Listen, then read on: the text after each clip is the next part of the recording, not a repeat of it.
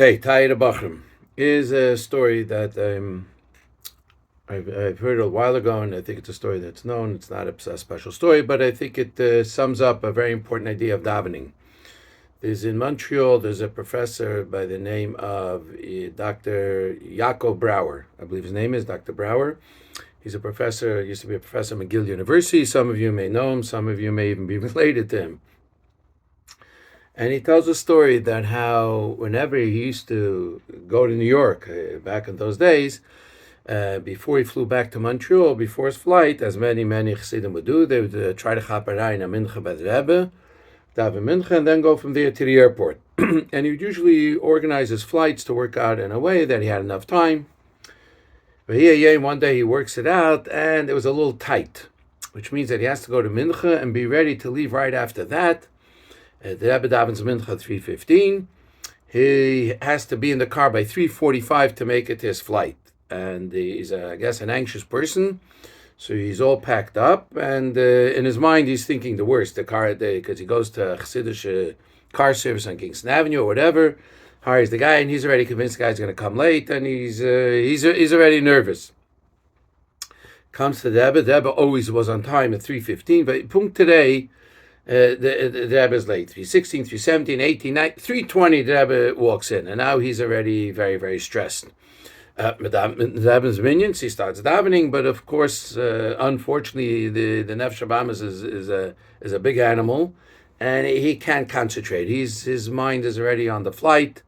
And if you ever heard the story, ask one of your counselors to tell you the story, the Sikh of the Rebbe also, about Atzlacha Bezman, people sitting at the Farbrengen and thinking about the airport, El Al flight. Anyway, so he davens, I get to daven up, whatever, and he feels guilty. He's time with Rebbe's minion, and that's what he's thinking about as a flight. Anyway, but he couldn't help noticing the younger man standing next to him, a Chassidish younger man who's standing and davening, mamish, kolotz, meisei, every part of him. Even more than that, he says he sees the guy so in it, and the spasha treden, tears coming from his eyes, rolling down his face. So already he starts thinking about this guy has some health issues, maybe the vibe, the kinder, parnasa, some issues, and so in his mind, as guilty as he's feeling, he says, you know what?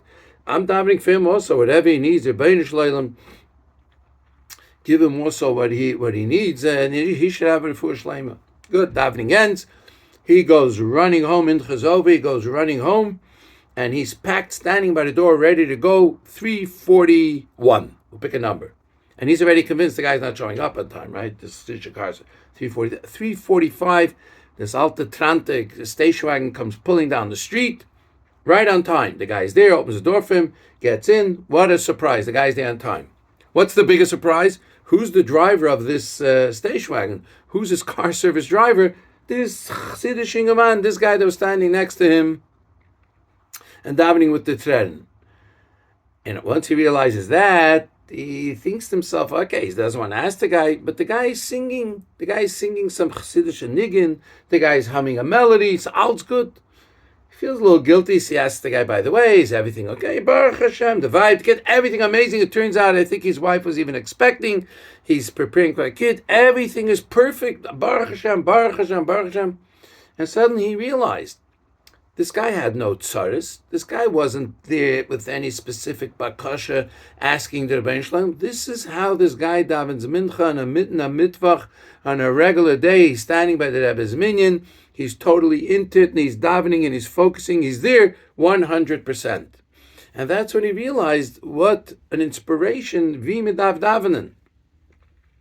They say, I don't know what the marker is, nisht, whatever, that someone once came, Chassid one to one other Chassidish things. I think it was Kotsk. Came to Kotsk for Yom Kippur. He ended up there for Yom Kippur. And an hour before, the Gabbai gets up, makes an announcement. He says, Ma'ariv at 6:30. The guy says, Ma'ariv 6:30? It's doch Kol Nidrei. Every Yom Kippur. So the fellow staying next to him says, Bayas, every Ma'ariv is Kol Nidrei. Yedit tefillah is a Kol Nidrei. You don't wait once a year to tefillah b'kavana. Every single day. And that's what this Dr. Brouwer realized standing by the Rebbe's minyan that day. And that's our challenge, and that's our motivation, and that's what we need to aspire to. Anacha bracha in the Shemoneh Esrei, Anacha part of the Tefillah, to take one page, one bracha at a time, and be merakis and focus a little more. It's not just another Tefillah. It's not just another Mincha. It's not just another Shachar. It's not another B'nai. Every single Tefillah, we have to push ourselves a little more. The Kuntus Tefillah, there's a very important aspect of Chassidus, is to push ourselves. And imagine, and if it takes closing your eyes and picturing and envisioning yourself standing by the Rebbe's Mincha, by the Rebbe's Shachris, by the Rebbe's Ma'ariv, which the Rebbe gives of himself. It's the Rebbe's time to come and daven with us every single tefillah 3 times a day. The Rebbe davens with us so that we could get into that mode. And then slowly but surely, the Eibshter Telfin, we will pull all our efforts together, and we will once again be united, and we'll be able to daven with the Rebbe. Back in 770, all of us together with true inspiration, with Mashiach now. Hatzlacha Rabbah, all the best.